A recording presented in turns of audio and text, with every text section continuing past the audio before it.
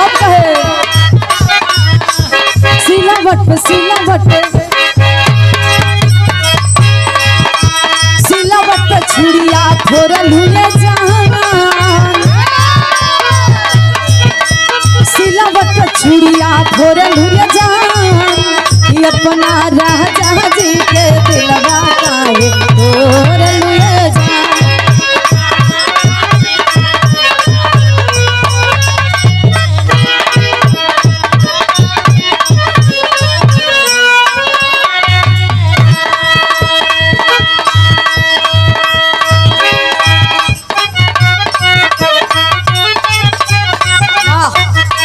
कलाकारी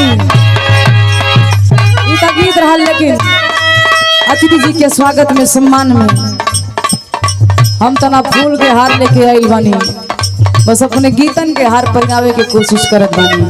कैसे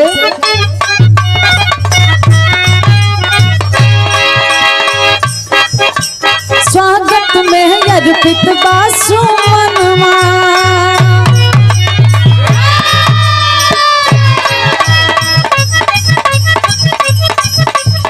चीज के पास कुछ नहीं खेबा, केवल शब्द के सिवा।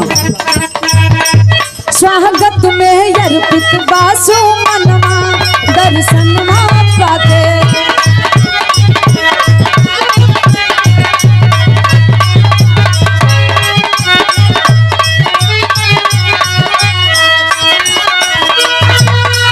बहुत अच्छे।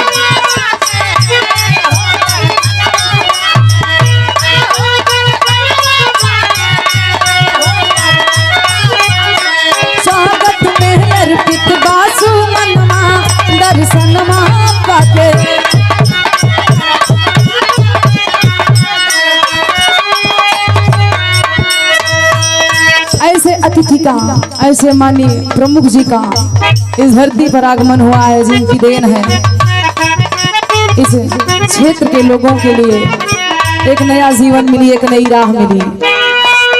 जहाँ राह नहीं थी वहाँ रास्ता देने का आपने काम किया। ये खातिर यहाँ के लोग खातिर, यहाँ के लोगन के लिए, यहाँ के लोगन